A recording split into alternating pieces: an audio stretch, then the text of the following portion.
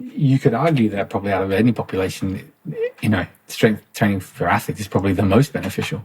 So, typically there's been the kind of urban myth of strength training stunts growth. And it's largely ill-informed. Like, you don't need to dive into the topic too much to realize that's not true. So, the big kind of fear around here is injuring growth plates. Now, if people don't tend to, I guess, dig deep enough to question the bias or to really understand the research. Like, if you look at where growth plates happen, they're distributed throughout the body. So, for example, there's growth plate in your wrist, the ends of your long bones, etc. Essentially, while you're growing, they're the last things to kind of seal off. So, they allow for that bone to continue to grow, and then when you're fully matured, they kind of seal off, and that's the end of that. But because they're not fully developed and not fully ossified, there's the potential for them to be at risk of damage, for example, because they're still pretty soft. So if you think of bone kind of being quite dense and quite kind of solid,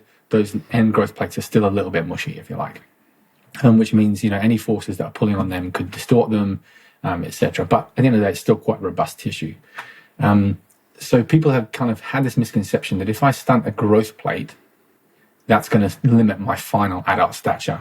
Now, you don't need, if you break this down, so for example, if I fracture a growth plate in my wrist, that's not going to stop me getting to 6'5". That's not going to have such a global impact on my final adult stature. You don't need to be a genius to figure that out. It's likely to create localized stunting, potentially, if you have a big impact.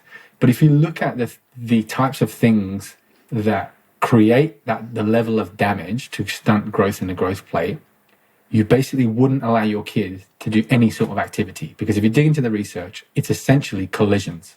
It's collisions with people falling out of trees, falling off bikes. And when you look at sport, a lot of the research comes out of the States. It's American football is one of the biggest areas in which they get this. Now, if you take off the pads and you let players pass, or you force players to pass backwards, you've got sport rugby. So on one hand, people will have no issue with a child getting injured on a rugby pitch or a football pitch or, whatever, falling out of a tree, falling off a bike. But for some reason, in this controlled environment, we now have this fear that's completely illogical, right? Because on the rugby pitch, I can't control the weight of the opposition player. I can't control what speed he's running at me at.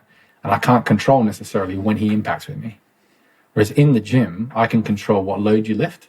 I can speed it up and slow it down. I can should have enough control of the group to make sure people aren't randomly bumping into you when you're learning to squat. So actually, there's far more controllables in the gym than there is on the rugby pitch or on the football pitch or falling out of a tree. We know gravity is moving at more than 8 meters per second.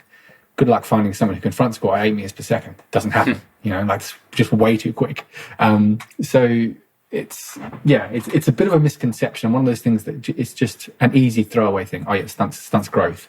Well, yeah, no, not really. High impact collision stunt growth, and the most likely place you're going to find a high impact collision to stunt growth in a local growth plate is going to be on the sports pitch or falling onto concrete off a bike or a scooter or whatever, or falling out of a tree. Like, it's high impact collisions that cause these type of injuries. Now, in 10 years of coaching an athlete, I've never had an athlete fracture a bone in the gym. It hasn't happened. And, if it did happen, there'd be a lot of questions asked, rightly so. So it's kind of like we're throwing the baby out with the bathwater. Meanwhile, there's a big elephant sat in the back of the room. It's like, oh, no, we can't strength train because we might have this injury. It's like, yeah, but you're allowing your kid to go and get absolutely smashed by 15 other kids every Saturday. It doesn't make sense. If you're going to let them do that, you should probably prepare them for it. You're literally just taking off all these kids' body armor and saying, off you go. Whereas actually we could use strength training to reduce the potential impacts of that sport on the body and to prepare them to play as best they can, but also to protect them.